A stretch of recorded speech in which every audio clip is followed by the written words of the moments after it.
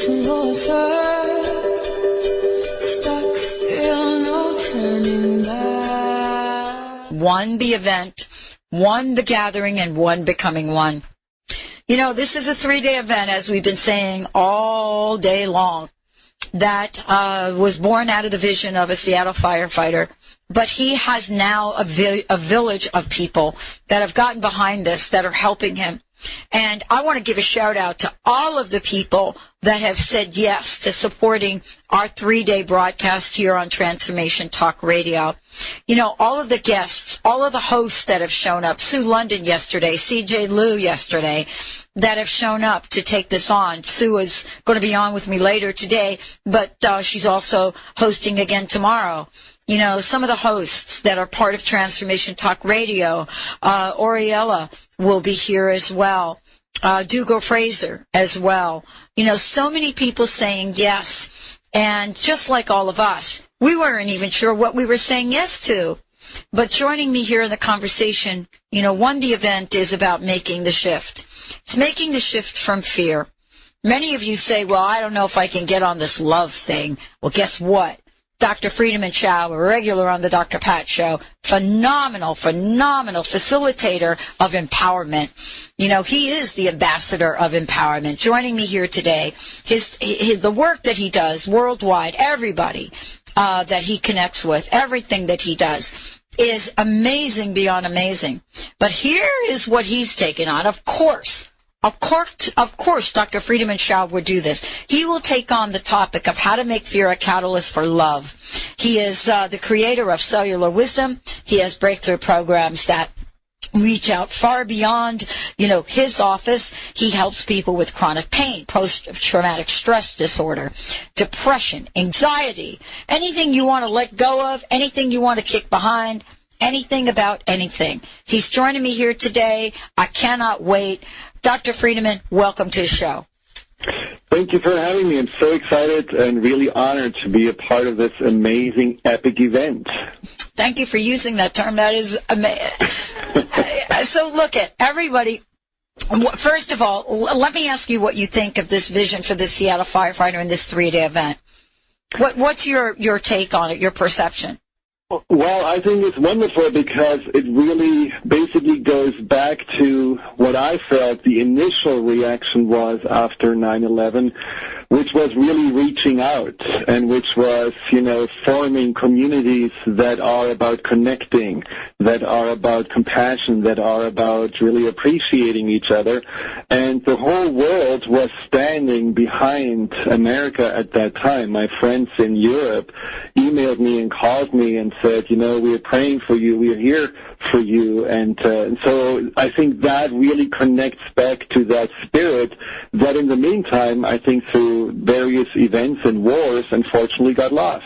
So I'm very, very thrilled that this, you know, event and 9/11 will be also, as, you know, the topic of the show, a catalyst for love and a catalyst for making the world a place of friendship and not a place of separation. What do we need to do, Dr. Friedemann, to recognize fear? I think it's sometimes difficult. I shared a story earlier today about how I showed up yesterday, and I didn't even know that I had fear literally on the tip of my tongue, but it showed up. And it showed up, but I did recognize it after a while. What can you say to help us so that we totally get when it's showing up? And then we'll talk about what to do about it. Well, I think fear shows up, of course, in thoughts. You know, when you watch your thoughts going towards potential danger, becoming hypervigilant, feeling out of control and trying to control. And then it goes into the physiology where you feel just tense and tight and your heart is racing and your breath is fast. And, you know, it's a consciousness shift. When you're in fear, you definitely are seeing the world through different set of glasses. And the set of glasses that you have on with fear are those that say, you know, I can lose something, or I'm not in control, or even to the extreme, I'm powerless. And so we go into these different modes. You know, you feel I need to run away, I just want to hide out. That's one reaction. Or you feel like you have to fight and you have to be extra tough, or you have to work extra hard. That's another one. Or you're so overwhelmed with fear that you feel paralyzed and you feel completely stuck and you can't think anymore, and you feel like that, somehow whatever you had just wanted to say just blanked out, or you feel completely confused. So I think we all are familiar with fear because at any time in our life we felt it. And, even when we were in school and, you have a bad grade and you have to present it to your parents, or, before a test, these are all moments of fear. So it's a very normal and a very familiar feeling. But it's also, unfortunately, I'm kind of the ambassador for fear because it's also one of the most misunderstood emotions. We are feeling fear, and we are not recognizing that fear is always bringing us to a choice point. And that choice point is that I am so adamant about. We are reacting to fear in a more visceral and instinctual way, and in not a very conscious way. And so I want to talk about the three choices we can make when we have fear, and how that can actually, especially in this topic here with 9/11 around the corner, how this can bring us to love and be a catalyst for love. Well, let's start there right away because, certainly I've gotten a lot of different feedback, especially about the role we're playing here today, and also about the panel that I did last night. So let's talk about how fear does become a catalyst, Dr. Friedemann, and take us through this. So, when you think about fear and you think about love, they are really, in so many ways, connected to each other. And some people say there is only fear and love, but I think fear can be the bridge to love in the following ways. First of all, you have to see what happens with your heart, because that's obviously the seed of your love. That's where all the good stuff is: compassion, empathy, love, connection. And so what happens when you have fear? Well, one of those choice points is that when we have fear, and this is what unfortunately happens with so many people at 9/11, there was this feeling of now we have to protect ourselves against the world. Now we have to close down and, increase security. And, I heard stories from friends that told me they were on planes and people didn't want to go on the plane because there was an Arab family on the plane. Things where you just basically separate yourself from others. And the opposite, of course, is that where you open up. And this is also what happened, as I just said, at 9/11, where people were all of a sudden reaching out to each other, and where they all of a sudden were wondering, so why do people actually want to bomb us? Why do people hate America? What's really going on? I want to understand this, and I want to reach out to actually create friendships and no separations. So at that point of this fear, just really see that you can either make yourself more isolated and believe in this illusion of control through separation, or you can say, I'm just going to go the opposite way, because what really is alleviating the fear is when I'm in a community, when I love, when I reach out, when I'm a person who actually is more concerned about how can I help others than concerned about my own personal safety. And that's what happens often, and this is what I love about the human spirit. That's what often with people that are pushed to the edge, where you really know, big catastrophes happen, and then all of a sudden people help each other. Like in Japan, for example, I read articles about the earthquake in Japan where people were just incredibly helpful and generous and supportive, and it wasn't about, I have to survive. It was about how can I help my neighbor also to survive and have water and shelter and so on. And that's the human spirit that fear can open us up to. That's the moment where we can say, okay, I'm afraid, but I want to alleviate this fear and this pain that with it by opening up to helping others, to compassion and support. So for all the listeners today, take this opportunity as, one of the choice points to really open up to your neighbors when you are going to the event tomorrow or wherever you live. Just allow yourself to connect and really realize the only way for us to really be not in a state of paralyzing fear is if we are looking at people in their eyes, connected to them, having a conversation, and really see that we are all here in it together. We are here on the planet together, and we have to help and support each other, and you can be that catalyst for loving your neighbor. And that would be already the first really amazing catalytic point of fear. For many of us, I think we've all experienced fear at many, many different levels. Tomorrow, on 9/11, the 10th anniversary of just a tragic event.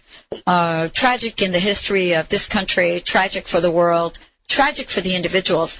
And my heart goes out to everyone, everyone that has been so touched, that has suffered, that has lost people from this event. How could our hearts not go out for them? And, it's so interesting that there is this paradox, Dr. Friedemann, where we have on one hand, and many of us have come from this place, especially early on, where we looked at this tragedy from such a place of fear and anger and hate, and at the same time, incredible compassion and love. And, in our own bodies, we carried both of that. Well, absolutely, and I think, again, this is where you can choose which of those feelings do you want to give more attention to. The fear is not forcing you to go to hatred. It's not forcing you to go to the hypervigilance or control. The fear simply says, now you are at that crossroad. Which one do you choose? Our knee-jerk reflex, unfortunately, is to choose often that what feels more, what fuels more fear. But I think, with greater awareness and more consciousness, we can also say, this is exactly that what fear wants me to tell me. That, for example, I want to open up to greater compassion. Now, I want to also, really reach out across the U.S. and have compassion and empathy and understanding for the loss of the hundreds of thousands of people that died as a consequence of 9/11. People in Iraq, people in Afghanistan, which I think often are forgotten, because these are direct recipients of that, what 9/11 was unfortunately breeding, which was more hate and more war and more fights, and it didn't create more peace. And I think we have to not forget those people as well. It always amazes me in newspapers or in the news in general when, 80 people died again in Iraq. That's like, just little blimp there. And, if this would happen in the U.S., it would be, for weeks the biggest story. I mean, we are all human beings, and we have to honor every life, and we have to understand every life is sacred and every life is important to preserve. And so we have to really send also across the globe this compassion and empathy, and not only here in this country. Well, it is across the globe because the globe was affected by this. I don't know how. I mean, honestly, even when we talk about what happened in Japan, yes, the world was affected by that. Yes. Our hearts open up, yes, in such an amazing way. And when does fear get to the place where it does not serve us? I mean, I understand it as a catalyst for love, but there's a place that I think that we all have gotten to at some point in time in our life where we become immobilized. Well, and I think what you said before, where, the fear when we lost something, the fear that comes from also the grief or the losing of a loved one or the losing of, something we really value, that can often make us feel paralyzed because we feel there's just the foundation ripped away away from us. But I also believe that's another choice point that we can have. The fear usually, in 90% of the cases, doesn't really manifest itself. You know, when you think how often we have fear and how often actually nothing really happens, it's just the fear that is in our heads. You know, like Mark Twain said, you know, I envisioned many traumas in my life, but none of them ever happened. And so that's what we often do with fear, you know, that you really are actually in a situation that you need to, you know, be afraid of, whether you are in the midst of an earthquake or a bear is just attacking you. That's very rare. So often the fear that we're experiencing doesn't really have anything to do with reality. And so the second choice point we can have is to say, if you are really afraid of losing something, then why not really choosing to appreciating it right now as you have it in front of you? You know, I've been working with people that were so afraid of losing their children.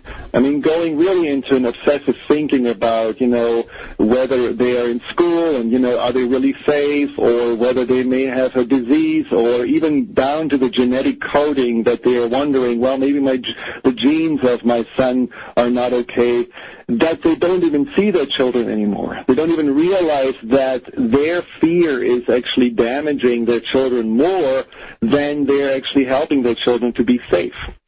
So if you are shifting this fear into appreciation, and if you are able to really value what you have in that moment, as you are thinking about, oh, what if I would lose that, then also, again, the fear dissipates and it opens your heart. It opens your heart to really embrace that, what already is a gift in your life. And I think that's a wonderful other catalyst that fear can serve us to have more love for that, what we have. Well, you know, this is, Dr. Friedemann, as always, you know, this is an inspirational conversation. You know, I wanted to ask you about, you know, your assessment of fear right now. I mean, the events of 9/11 had a profound effect. Now take that on and add that to the events of the past years with the economy and then war and so forth. I mean, to really capture these past 10 years, certainly some folks would say that the entire decade was filled with various levels of fear, not just about terrorism, but our fundamental security to be able to survive. How do you look at this? Well, I really believe that, you know, again, fear has been used for just decades to also control people and to, you know, keep them in line and to pretty much erase their voices, let them basically have no sense of power and no sense of self, and push people into the idea of, you know, you have to just survive. And the idea of self-expression, self-empowerment, and thriving have been more and more pushed aside. And you know, I always think about Egypt, where recently there was, you know, just an amazing transition and transformation. And when you ask my Egyptian friends who live there, how could this happen? Some of them said that, you know, for decades they had lived in fear of the Mubarak regime and in fear of the suppression. But at some point the fear had lost the power because they didn't have anything to lose anymore. The pain that they were in was much greater than the fear of the consequences, and so they were liberated. And they were liberated to stand up for themselves. And my feeling is we have to discern, is it fear that has been basically, you know, put upon us through the media, through the politicians, through, you know, the forces around us, or is it really a fear that has anything to do with our reality? And I think often we really need to see this fear right now as a chance to especially have a voice and especially be self-empowered and especially say we can't create our own reality. No matter what I hear on the news, that it's not possible, or that you have to be a certain way, or you cannot speak up at your job because you may lose it. All those kind of things that make us smaller and contracted, I think are, again, choices that we have to have. And this is kind of the third choice point I wanted to talk about. You know, when you are a person in road rage, and you're driving down, you know, the interstate, and you just are yelling and screaming and cussing, at some point you realize, well, I cannot control all these other bad drivers. I have to actually look at myself. Why am I so angry? What's really, you know, what is it, the source of that? When you are ashamed and you're walking through life with your head down and always wondering what people are thinking, they probably don't like me, same thing. You don't control the people and their thoughts. You have to come to the conclusion, what is it about me, inside of me, that makes me think this way? Well, that's the same thing with fear. We need to look at fear not as something outside of us that can threaten us or that potentially puts us in danger. We need to look inside and say, how come that I am so susceptible to those feelings? Why do I feel this fear? Is it that I don't trust myself? Is it that I don't have a relationship to God or Spirit? Is it that I have closed my heart and don't even see who I am anymore? So that's the catalyst that can lead to self-love and self-understanding. If you use this fear that you have been feeling as a way to go inside and look at where is my level of trust and where is my level of faith and how can I strengthen that, maybe you will see that fear was your biggest teacher, but it will for sure dissipate when you find your foundation of inner peace and inner trust and not look for the outside world to give you this sense of safety or peace. You know, that is a journey, right? I mean, isn't that the soul's journey, really, when we're talking about that place of inner peace? And, you know, and Dr. Friedemann, you know, how do we know that we're there? You know what somebody said to me? It's like being going on a car ride, you get a long car ride with your kids, right? And you're in the car and you're driving, you got this 17-hour car ride, and all you hear, you know, an hour away from the house, right? And all you hear is, are we there yet?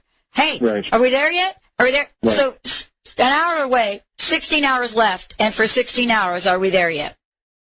Right, right. Well, you know, and I always think that you can make the car ride very entertaining. It's not about, you know, going there and being there. So it's, I think you can really, in an instant, foster this sense of peace. You know, when I started meditation and yoga, I remember distinctly the first yoga class I stumbled into, and I only went into because I had nothing else to do. And so, you know, I thought, okay, let's try that. And I had, for 5 minutes afterwards, an amazing, peaceful experience, and I didn't know where it came from. And, of course, you know, 6 minutes later it was completely gone, and my mind was racing, and I was right back in stress mode. But these 5 minutes were always something I could, you know, recall, and they motivated me to do more. So if you start to work on yourself, and if you start to have 5 minutes, or maybe even only 1 minute of peace, that's something to build onto. This is like the first little stone of a new foundation that you're building.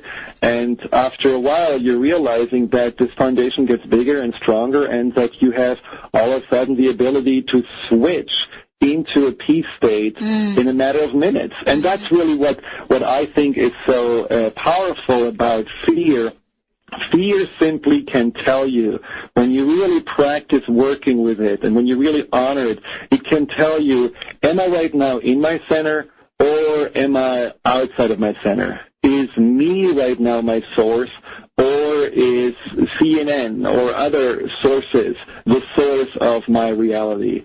Am I trusting in my beliefs or in my abilities or in my spiritual connection, or do I believe in what other people are telling me? So, you know, it can always, fear can absolutely bring you back inside of you simply by gauging and showing you, you know, you're right now not within yourself. And this is something I do every day, because I notice when I work with clients and, I really get connected to their story and I feel their feelings, it is always for me an adjustment that I need to make. And I enjoy this where I feel, okay, I'm really living right now their lives, looking through their eyes, seeing their story. I can feel their feelings and I can feel their fear.